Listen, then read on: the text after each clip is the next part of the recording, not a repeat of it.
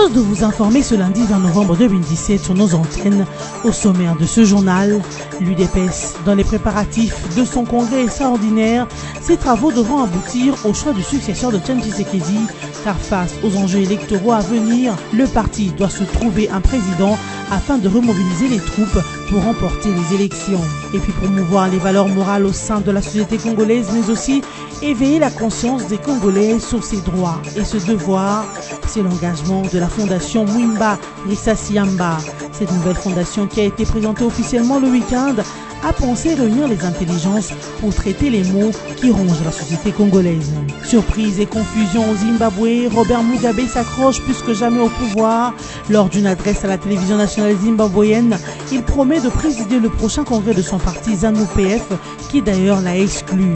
La ZANU-PF a promis d'engager une procédure de destitution du président Mugabe au cas où il ne démissionnait pas d'ici lundi.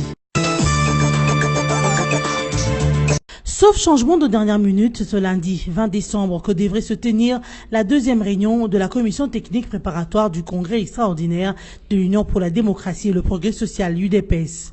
Un congrès à l'issue duquel le parti devrait connaître un nouveau président en remplacement de Tian Tshisekedi, décédé depuis le 1er février 2017 à Bruxelles. Compte tenu des enjeux électoraux à venir, le parti doit se donner un président qui devra remobiliser les troupes pour remporter les élections à tous les niveaux. Certaines sources du parti affirment déjà que Félix Tshisekedi est favori pour succéder à son père. Le président du Rassemblement et secrétaire adjoint de l'UDPS tient déjà la base depuis le décès de son père. C'est sans doute fort de cette réalité que Félix Tshisekedi se présente en ultra favori pour la présidence de l'UDPS. Convoqué par le secrétaire général Jean-Marc Kabound, cette commission préparatoire au congrès est composée de 32 membres nommés par lui-même sur base de l'article 26 du statut de l'UDPS. La police nationale congolaise a affirmé avoir dispersé les personnes venues assister au meeting de Delis Esanga, président de l'Envol et cadre du rassemblement à Kenge, chef-lieu de la province du Kwango, le week-end dernier. Après avoir dispersé la foule, la PNC s'était engagée à laisser l'honorable Sesanga et les cadres de son parti à accéder à leur siège provincial en toute sérénité où ils se sont entretenus pendant près de 3 heures, a affirmé le colonel Pierrot Mwanamputu, porte-parole de la police. Il a aussi ajouté que c'est vers 17h15 que le président d'Envol et sa suite ont quitté Kenge, prenant la direction de Kinshasa. De son côté, Delis Esanga a accusé la police nationale congolaise d'avoir séquestré ses militants et lui-même. Il a expliqué le pourquoi de sa présence à Kenge, qui était pour sensibiliser la population sur le processus électoral, en plus de parler de la perspective du 31 décembre 2017 avec les actions annoncées par le Rassemblement. Cependant, pour la police, cette activité politique n'était pas autorisée. La PNC a affirmé également que certains militants se sont attaqués aux policiers en jetant des pierres. La police a fait usage des cartouches lacrymogènes et de grenades assourdissantes pour les disperser.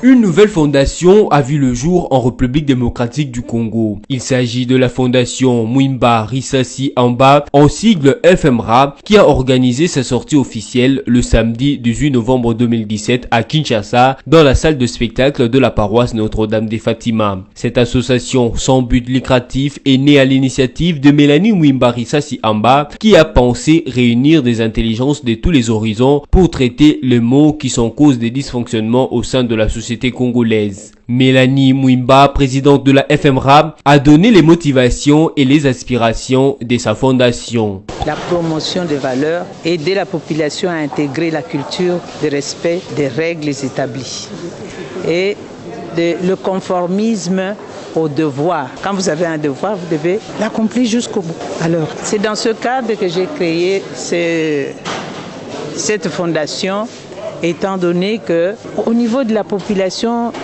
il y a beaucoup de laisser-aller. La population peut-être ne connaît pas ses droits.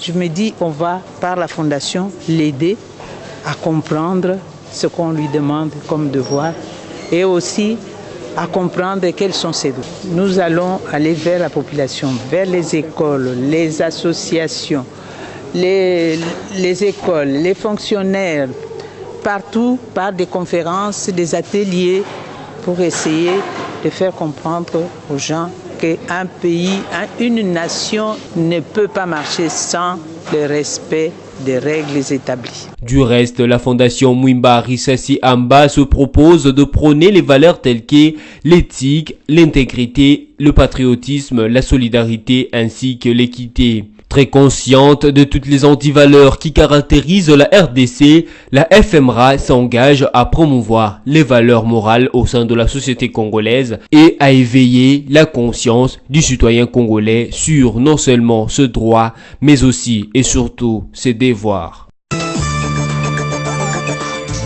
Environ 1264 élèves provenant des 5 écoles primaires et des 4 écoles secondaires fermées en octobre dernier par le gouverneur d'Ilituri ont été transférés en début du mois de novembre vers les autres établissements scolaires jugés viables par l'inspecteur provincial de l'enseignement primaire, secondaire et professionnel, EPSP.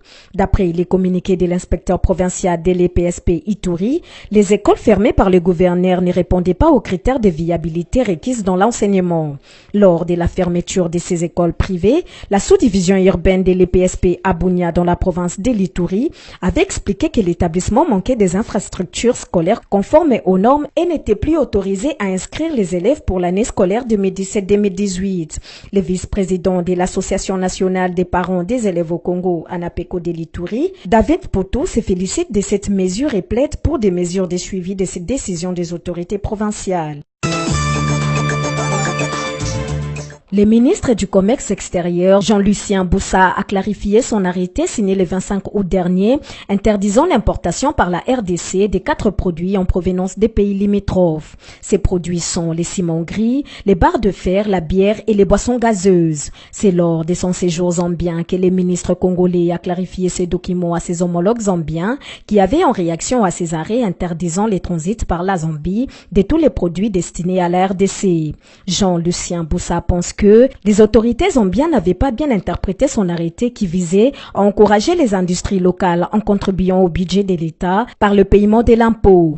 Cette clarification du ministre congolais des commerces extérieurs fait suite au constat des opérateurs économiques du Grand Katanga. Ces derniers avaient constaté que la Zambie a élargi sa mesure de suspension des transits par la RDC sur ces produits. La Fédération des entreprises du Congo, FEC ex-Katanga, continue à protester contre cette mesure prise par les autorités zambiennes d'interdire les transits par la Zambie de tous les produits destinés à l'exportation vers la RDC. Ces éclaircissements détaillés du ministre du Commerce extérieur, Jean-Lucien Boussa, n'a jusqu'à ce jour reçu aucune réaction de la part de la Zambie.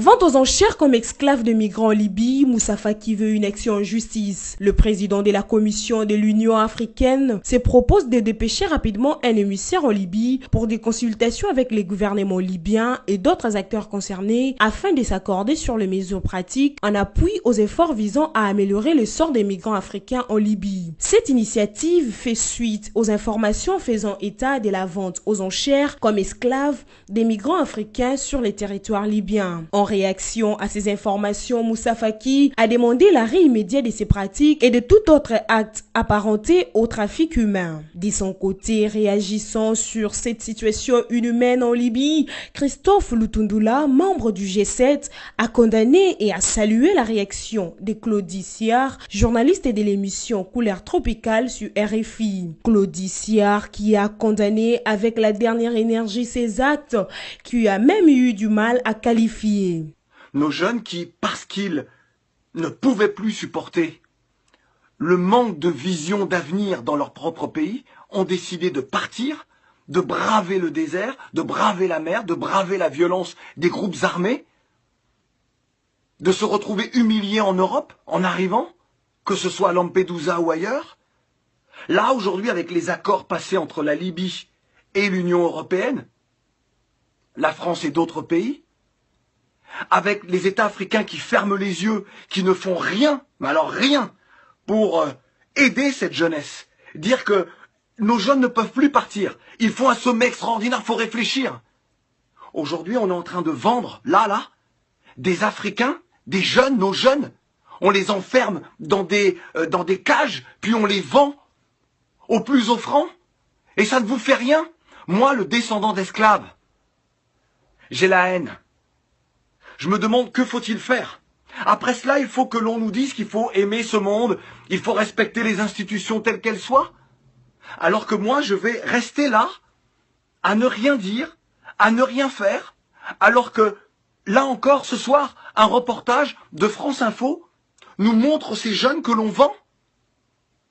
Et personne ne dit rien. Les dirigeants ne disent rien.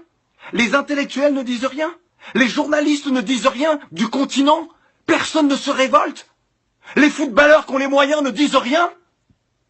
Vous laissez comme ça les uns les autres se faire vendre. Qu'est-ce que les descendants d'esclaves comme moi peuvent penser, doivent penser? C'est donc ce qui s'est passé avec nos ancêtres il y a plusieurs siècles. On ferme les yeux. Vous ne comprenez pas ce qui se joue. C'est l'avenir d'une part de l'humanité. C'est l'avenir de toute l'humanité. Lorsque des êtres humains sont capables de vendre d'autres êtres humains, c'est qu'ils s'empoisonnent eux-mêmes. Ils se privent de l'humanité. Lorsque des personnes ferment les yeux sur cela, ils se privent de cette humanité. Ils rusent avec des principes d'égalité, des principes d'honnêteté, de respect de l'autre, de démocratie. Quelle démocratie? Et celles et ceux qui subissent ça ne sont donc plus des êtres humains? C'est ça que vous acceptez aujourd'hui? Vous voulez quoi? Jusqu'où devons-nous aller pour nous faire entendre? Et là, je m'adresse aux dirigeants africains. Levez-vous, faites quelque chose. Vous voulez quoi? Que je vous supplie? Vous voulez quoi? Que nous entamions des grèves de la faim? Pour que vous réagissiez? Jusqu'à quand allez-vous profiter de l'argent, de la manne, que ce soit du pétrole ou d'autres matières premières de nos pays? Être dans les Panama Papers, dans les Paradise Papers, avoir des comptes partout, avoir des villas partout, et ne rien faire pour cette jeunesse? Combien de temps encore? Christophe Lutundula a affirmé avoir suivi avec émotion d'autres artistes comme Alpha Blondy, Koffi Olomide, qui ont exprimé avec beaucoup d'émotion leur désolation face à cette situation des Africains vendus en Libye. L'actualité dans le continent africain, Robert Mugabe plus que jamais accroché au pouvoir, alors que dans son adresse de ce dimanche 19 novembre, tous s'attendaient à la remise de sa démission. À 93 ans, Mugabe a donc surpris et sème la confusion dans son pays. Le plus vieux président a même déclaré qu'il présidera le mois prochain le congrès de son parti, la ZANU-PF. Ce dernier, pourtant, l'avait exclu et lui a lancé un ultimatum en lui enjoignant de quitter le pouvoir d'ici lundi, faute de quoi il engagera une procédure de destitution.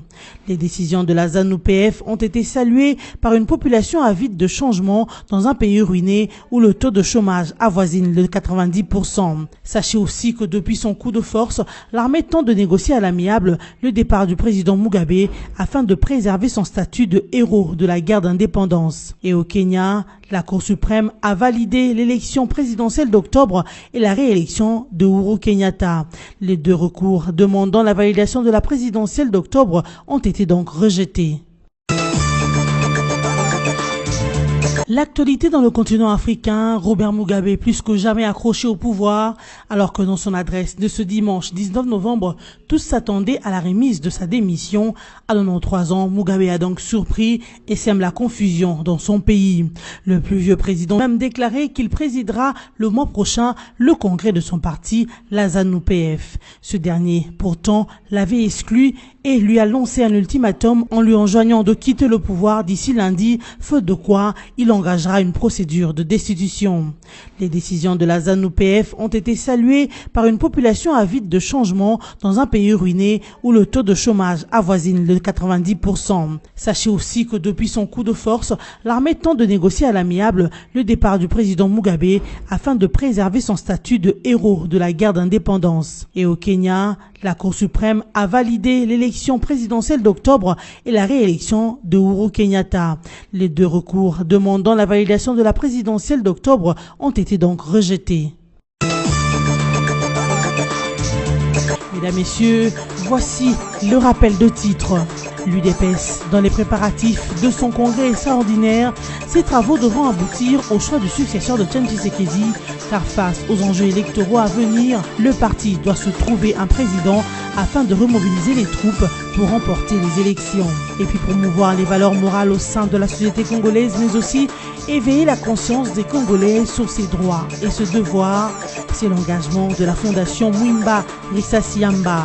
Cette nouvelle fondation qui a été présentée officiellement le week-end a pensé réunir les intelligences pour traiter les maux qui rongent la société congolaise. Surprise et confusion au Zimbabwe, Robert Mugabe s'accroche plus que jamais au pouvoir.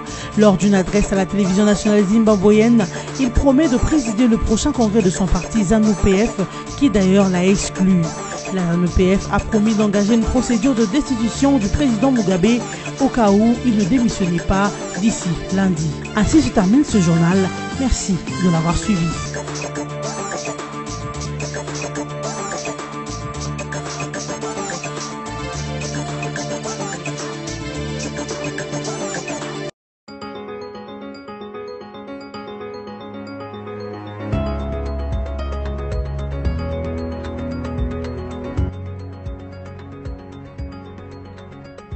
Bon début de la semaine à tous et merci de nous rejoindre pour suivre la revue de presse des journaux parus en ligne ce 20 novembre 2017, sélectionnée et résumée pour vous sur BSI TV. Ouvrons cette revue de presse avec Forum des As qui titre à sa une « Congrès à l'UDPS, Félix Tshisekedi, ultra favori pour succéder à son père ». Nous allons à ces assises pour formaliser ce que la base a réclamé, confie un non cadre du parti. Des sources de l'Union pour la démocratie et le progrès social UDPS confient que la deuxième réunion de la commission technique préparatoire du congrès extraordinaire de ces partis se tient ce lundi 20 novembre 2017 en début d'après-midi sur invitation du secrétaire général Jean-Marc Kabou. Cette structure, explique le porte-parole de l'UDPS Augustin Kabouya, a pour mission de conduire le parti à l'élection d'un nouveau président en remplacement d'Etienne Tshisekedi, décédé le 1er février dernier à Bruxelles. Cette commission est composée de 32 membres nommés par Jean-Marc Kamboud sur pied de l'article 26 des statuts de l'UDPS. Elle a 30 jours pour rendre son rapport. Depuis la mort de son emblématique leader Etienne Tshisekedi Wamulumba, l'UDPS n'a pas encore pourvu à son remplacement. Or, compte tenu des enjeux électoraux à venir, le parti doit se donner un président qui va pouvoir remobiliser les troupes. Pour les responsables de l'UDPS et du Rassemblement, les élections restent leur cheval de bataille. Pour sa participation aux prochaines élections, l'UDPS a demandé à ses militants de s'inscrire nombreux sur les listes électorales. L'ambition est donc affichée de participer activement à ces consultations pour relever les défis électoraux. L'UDPS devrait formellement, cette fois-ci, se doter d'une nouvelle direction. Poursuivons cette revue de presse avec Radio Okapi qui titre à sa manchette RDC, la répartition des sièges, l'une des innovations de la loi électorale. Le nouveau projet de la loi électorale sera bientôt déposé au bureau du président de l'Assemblée nationale, Aubin Minakou. Son adoption et sa promulgation devraient contribuer au respect du calendrier électoral. Ces textes comportent plusieurs innovations, dont le calcul de la répartition des sièges. Il se fera sur base du nombre des électeurs enrôlés. D'après ces projets de loi, le quotient électoral est obtenu en divisant le nombre d'électeurs enrôlés de la RDC et non plus le nombre d'habitants recensés au pays par le nombre des sièges à pourvoir à l'Assemblée nationale qui est de 500. Au niveau de la province, le nombre de sièges est obtenu par la division du nombre total des électeurs enrôlés dans la province par les quotients électorales. Il est de même pour chaque circonscription électorale où le nombre de sièges est obtenu en divisant le nombre d'électeurs du lieu par le même quotient. En dehors du calcul sur la répartition des sièges, il sera désormais aussi question des cieux déterminés par un pourcentage en ce qui concerne les listes des candidats. Bouclons cette revue de presse avec Congo Virtuel qui titre « Alternance, Zimbabwe-RDC pas comparable ». Les aspirants à une transition sans Kabila se mettent à rêver d'une perpétration des querelles de la famille au Zimbabwe et qui n'ont aucun rapport avec un jeu authentiquement démocratique, des ambitions pour espérer ce qu'ils estiment être une alternance en RDC au nom d'une alternance finalement mal assimilée sur les rives du fleuve Congo où l'on pratique plutôt la démocratie par conviction et non par contrainte. Les coups d'État en cours au Zimbabwe a fait se dresser le poil sur les rivages du fleuve Congo où une certaine opinion s'est trop activement laissée aller à des comparaisons pour tirer les conclusions souvent entendues sur la situation politique en RDC. Le cas du Zimbabwe n'est d'ailleurs pas le premier. Les évolutions politiques en RDC sont souvent contrariées par des choix contraires aux valeurs démocratiques au nom d'une certaine alternance trop souvent considérée comme une ristourne du genre « c'est maintenant mon tour » sans trop laisser des places à l'expression de la volonté du peuple. On l'a vécu avec les événements du Burkina Faso, mais aussi avec la situation au Niger après les départs en détente de Yaya Jammeh. Sans laisser par quatre chemins, le rêve entretenu en RDC depuis le déclenchement des événements en cours au Zimbabwe, sans l'effet des tenants d'un putsch en RDC, malgré les évolutions récentes avec la publication du calendrier électoral pour déclencher la machine des élections. Pourquoi pas ici, se demandent les tenants d'une certaine transition sans Kabila qui subitement se mettent à rêver aussi d'un certain sursaut des généraux de l'armée congolaise après qu'eux-mêmes aient échoué à plusieurs reprises de perpétrer leur plan d'insurrection. Malgré leurs échecs, ils semblent croire dur comme fer que le précédent Zimbabwe ferait des émules en RDC et cela en raison des liens plus que diplomatiques qui unissent Harare à Kinshasa, non pas seulement par similitude des combats de ces deux nations contre les oppressions coloniales et ségrégationnistes pour les Zimbabwe et la pire des dictatures sous les tropiques pour la RDC, mais aussi par la vision d'un franchissement de l'Afrique des mécanismes occidentaux sur les destins des Africains. Mesdames, Messieurs, cette revue de presse est terminée. Merci à vous de l'avoir suivi.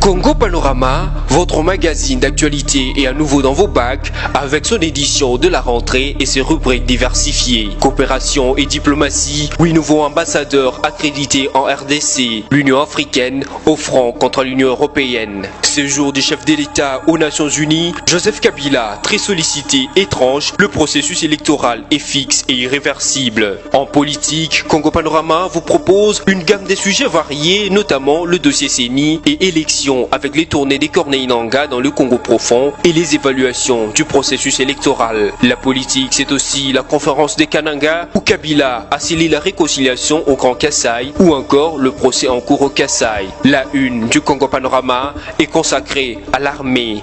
Réforme de l'armée, le FARDC en puissance. Votre magazine revient aussi bien sur le monument aux soldats congolais qu'à l'inauguration de l'académie militaire ainsi qu'aux différentes sortes de régiments et bataillons après leur formation. Économie et finances, découvrez nos articles sur la réforme fiscale en RDC, l'évaluation de la feuille de route du FPI, les performances de la SONAS au premier semestre 2017. En développement, Congo Panorama a suivi l'inspection de route par l'office de route, le renforcement de capacité à la CGT ou encore les bilans à l'OVD. En société, Maman Olive Lembe revient au chevet des enfants malades. Il est sur tous les fronts, éditorial signé Yvan Ramazani. L'éditorialiste révisite les actions du chef de l'État qui aura joué aux démineurs aussi bien sur le plan de l'économie que de la sécurité, la politique, la réconciliation au Kassai. Congo Panorama, c'est également une édition surprise spéciale Congo Central, une province qui se modernise. Découvrez les investissements et innovations comme le nouveau bâtiment du gouvernorat, le nouveau port, l'usine d'engrais chimiques,